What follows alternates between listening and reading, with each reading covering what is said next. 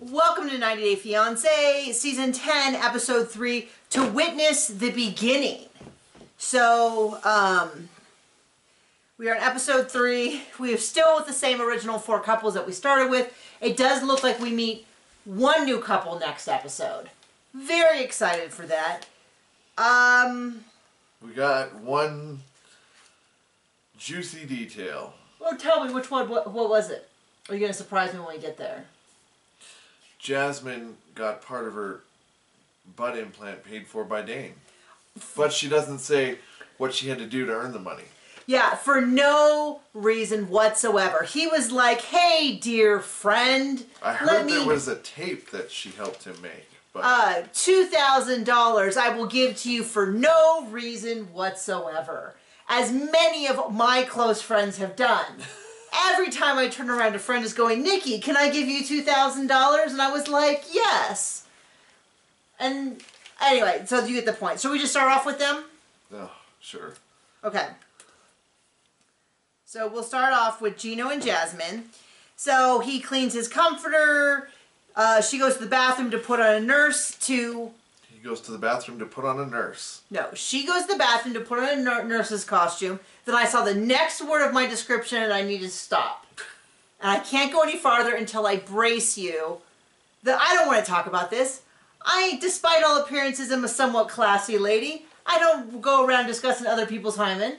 But I'm just going to go ahead and say that she has had her vaginal rejuvenation surgery and she has to break it in. And last time it didn't work. This is a replay of the banana and the donut situation. Which is funny because later on she refers to his sexy banana. And I'm pretty sure that that was filmed after the before the 90 days. It's so gross. With the banana and donut thing there. It's so gross. But it's funny that she's making, that was a reference. Yes. When she refers to his sexy banana, that it is a reference to before the 90 days with Sheila and Dave. Yes. Dave. So, and he comes out and he has all the sexual energy of a wet noodle. She walks out and she's like, hey baby, and he's like, wowza, jeez Lou, look at those bazoobas. I just want to, there you go. And it's just like, I don't know that if somebody came out and they said they've never had sex, it was all for this show. He's got a boyfriend. She's an alien creature. I would be like, oh, you know what? Totally saw it coming. I get that. I wondered about it because they do not seem like two individuals who have had intercourse with each other. Do you know what I mean? Like, and he doesn't even seem that. He's like, wow. And she's like, I got you a doctor's outfit. And he puts it on. And he's like, reporting for duty. And it's like, it's a common sitcom trope where two people are fake dating, but they don't like each other. Like when, who was it? Oh, Phoebe was supposed to be trying to hit on Chandler. John, there was a show called Friends. And Phoebe hit on, they were trying to get Monica and Chandler to admit that they were a couple. And so Phoebe hits on Chandler and she's like, whoa. And he's like, yes, I shall kiss you to prove that I am not dating anyone. That's what this whole scene feels like. It's that same like energy of like, wow, let me try to say something sexy. Much worse caliber of actors. Yes. Because they're terrible. So then the next morning they wake up and she's like, well, I am no longer a virgin. And we have been intimate. And all of that. And it's like, oh gosh, okay, whatever. He has still not told her that he has quit his job to be with her. And I do wonder... And she hasn't told him he got sloppy seconds from Dane. Well, the whole, like, leaving his job thing, I've heard some theories, like, one of them is that they gave him the opportunity to leave his job. Because they were like, you know what? You talk a lot about sex for what we consider to be our normal environment. And we're going to let you go. But if you would like to to quit, we won't fire you. Or something like that. Because it doesn't make any sense unless TLC is paying really well. Now, if TLC is paying really well, he might be like, I got to get all my eggs into this basket. And that was like a sex joke, but I couldn't think of one. So I don't quite understand that, but he hasn't told her yet. So he finally sits down and she's like, I want to buy a new bed, a new couch, a new this, a new that. I could kind of get behind new carpeting, or at least like have someone come in and clean the carpeting. Or maybe a new dog. Well, then she's really, yeah. I mean, there's no point in getting new carpeting when the dog's still peeing everywhere. And she's like all mad about the food, and she's mad because the bread has honey. But then I'm like, but any of the breads he picked up would also have eggs. So it kind of feels like, I have no problem if you're a vegan, but as we told the story many times, we had a friend come visit who was vegan, and we went and bought all this special food for him, with him. We're like, oh, we're happy to pick up some food for you. He had all these allergies, and he didn't eat a lot of stuff. Well, and then to pay for his own dinner. And so we bought it all and went back and we put it away. The next day it was all moldy. And he's like, oh yeah, you need to refrigerate that. We're like, you were with us the whole time. Like you couldn't have when you walked in. You could have told us yesterday. You couldn't have just been like, oh, just so you know. And it was and he had a lot of a big energy of like, I don't know why you bought it anyway. For you, so you had food. We were very clear. This is why I did not marry that man. Because he's an ex-boyfriend. This story's really strange. He was an ex-boyfriend. He got married. We got married. Really His strange. wife decided that she really liked me, and she didn't see any reason why we couldn't be friends. And I'm like, I don't have a lot of friends, so I guess I'll try this. And the whole trip was a disaster. I never had this problem with him because we never went anywhere where we mooched off other people. But apparently they do, and those people were us. And it was real. No, they weren't, because this guy got his ass up and walked out. It was like, I paid my part. See ya. Yeah, we went to a comedy show that had a 2-drink minimum, and so they hand us. We were on the end.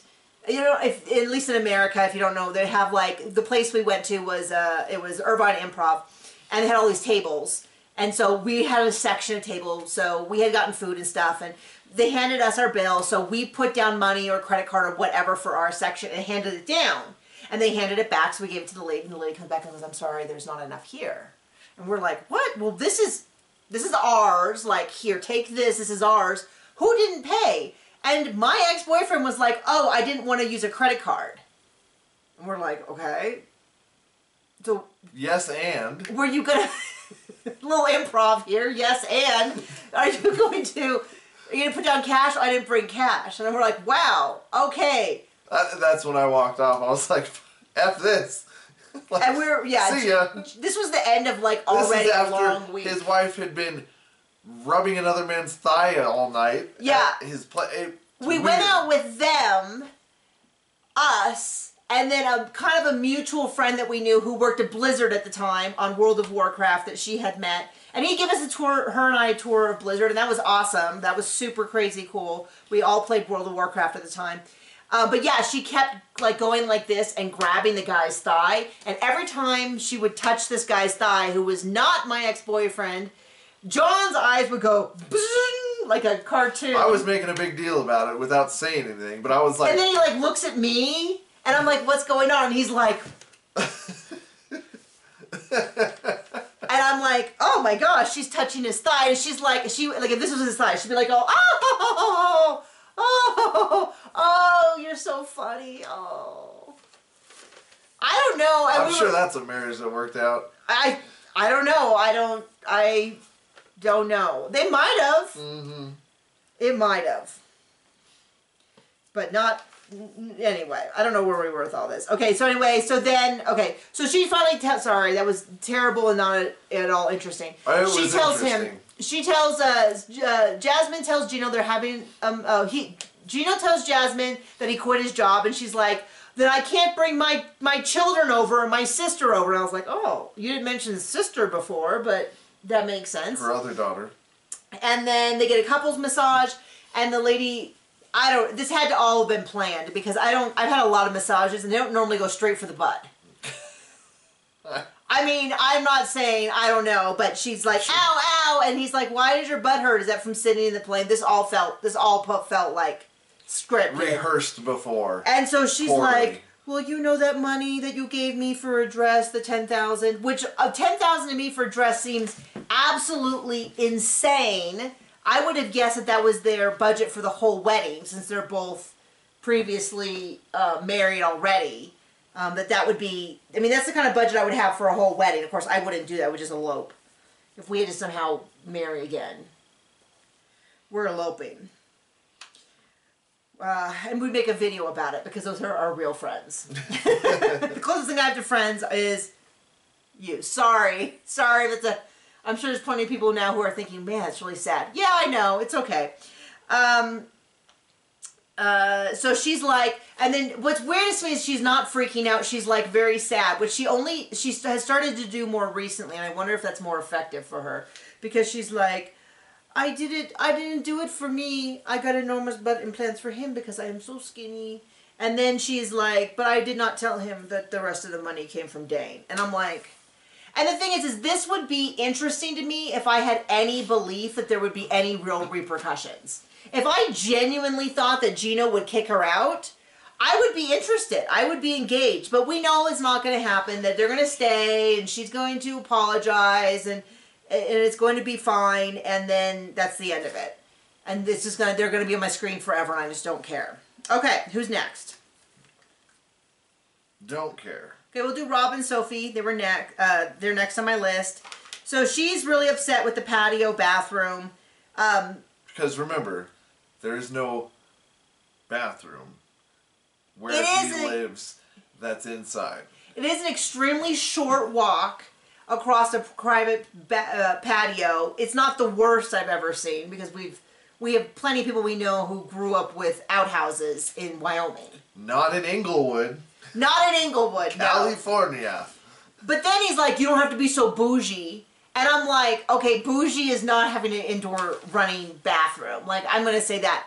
But then, any sympathy, I know a lot of people really, really hate him, but it is insane to me that they go down to Malibu. And she's like, well, why don't we rent one of these houses? And it's like... sure, just tap into Daddy's money, because... Yeah, I mean, because... Because this fool ain't affording $25,000 a month for rent. I mean, I had friends who were not in Malibu. They were in Sunset Beach, which is kind of over by Long Beach, who rented it was like a rental house in summer. Did they have a restroom inside? They did. With a toilet? Yes. Oh. Okay, stop. But they were on the beach. But there was like 7 of them that all shared like a 3-bedroom house, so that they could live on the beach. And they all commuted like an hour to work, so that they could live on the beach and go surfing in the morning and stuff.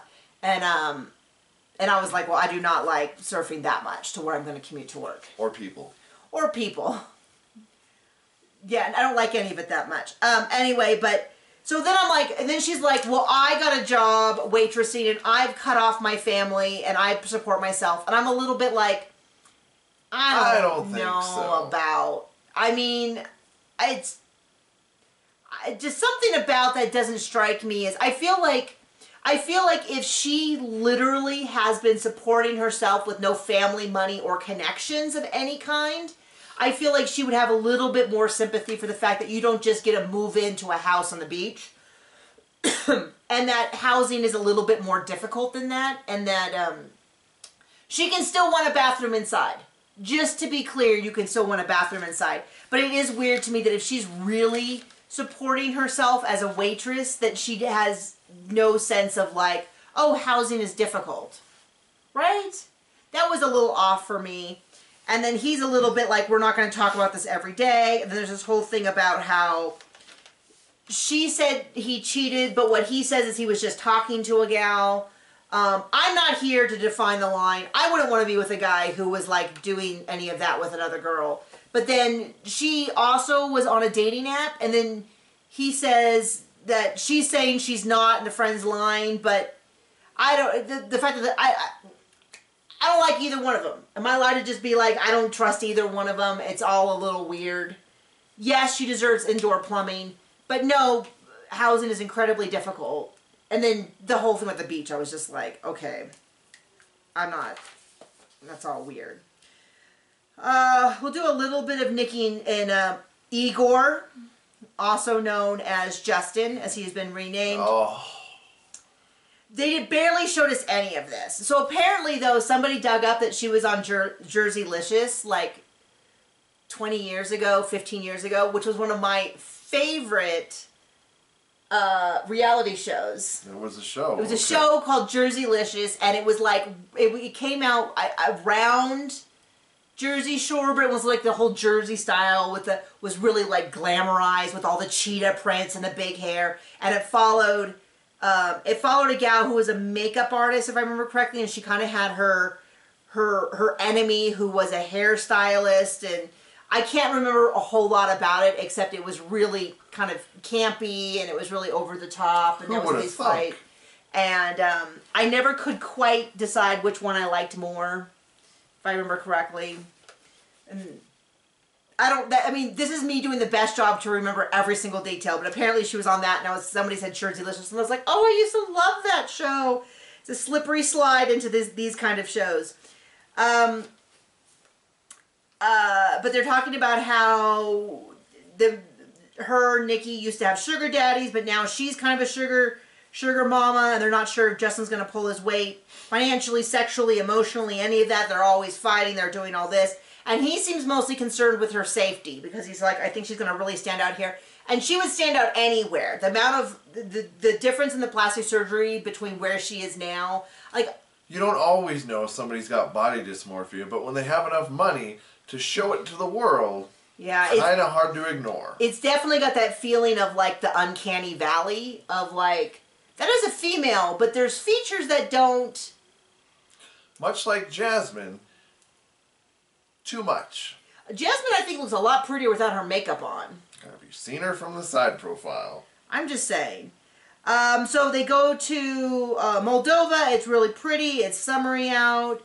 And she's convinced that he's dating someone else.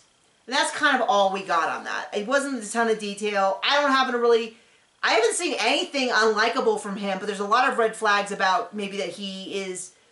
I don't get why he is with her if he's not sexually attracted to her, but that seems to be some big concern, is that he's not into her as much. I don't know. And then we get to the last one, which is Manuel and Ashley. And they're shopping, and he is like super cagey about everything. Every conversation is very, very... Well, to me it feels like... To me it just feels like pulling teeth. Like, I'm not interested in that. John's not a big talker, but he doesn't hide stuff. He just doesn't have a lot going on in his head sometimes. I can't argue with that. No, but he's not like... That make you laugh? No, I mean, he's super smart. I'm just giving him a hard time. But, like, sometimes I'll be like, what are you thinking about? And he'll be like, guitars. Guns. Cars. Trucks. Dogs. Like, he's a very simple man. But that is not the case here. What I get the vibe here is that he's very, very secretive. And she even says he's very secretive. He has 2 teenagers at home, and she doesn't know if the teenagers even know that he's there to marry. He hasn't told his mom. Probably hasn't told his wife. I mean, he's probably still married to. I know. There's a lot going on. And so his mom still thought that he went somewhere for work. Not left the country, the entire continent, come to North America, is now in New York. Yep. And so they meet up with Ashley's mom, and Ashley's mom is like, you need to hurry up and get married and have babies. Which I thought was an odd take to have when she is so concerned that he is not the right guy. It kind of feels like, I don't know, I would first check that out before I push for babies. And he's a little bit like, no, not interested. Which, I don't know, maybe she's not interested in either. And his attitude in this conversation was kind of like, it'll be fine. I'm not really that worried if my mom doesn't know, whatever. Eventually he does call his mom, and the same attitude is sort of like, hey, I know this is really bad, but I don't care. You'll get over it. That's kind of my impression of that conversation. And she's a little bit like, oh, whatever, it'll be fine. And then they get disconnected, or she hangs up. To me, it seemed like I would have gone for hung up, but he thought they were disconnected. There's something about the dog being cock-block. I don't know. And then we kind of got a preview. It sounds like he has family in New York, near where she is, and the family's trying to get a hold of him. And then she's a little worried that maybe he just came out here to hook up with his family. Well, I mean, he did learn English to come out here and communicate with her and her family, right? Yeah. So he's totally assimilating to the culture. Wait, nope, didn't happen. Oh my goodness, excuse me. It's already been a really long day. And It's just so interesting. I have clients in a half an hour, so I should get moving a little faster. But yeah, I mean, it's I'm not seeing a lot of chemistry between them. And then I just cannot get over how little any of these people seem to know about each other. So Rob and Sophie next week, we find out that I guess Sophie doesn't really want to have kids. And he's like, well, that's a deal breaker. And I'm like, you know what you do with deal breakers? You before you make a deal, you find out if there's any breakers. Words is hard. Words are very hard. I've really been struggling with my language recently. Not a great sign for someone who almost exclusively deals in words, whether I'm coaching, writing, or creating content. Words are a huge part of that, and I am not doing so great with them. You need a vacation. I do. So join our Patreon and help us out. Yeah. Well, thank you for joining us. We'll see you later. Oh, and by the way, people are always asking when I do my nails. I've been wearing nail polish, and I keep forgetting to point it out. And every time I don't wear nail polish, people are like, "Why don't you ever wear nail polish?" And then when I do wear nail polish, I forget. So nail polish on my hands. Thank you. Bye bye.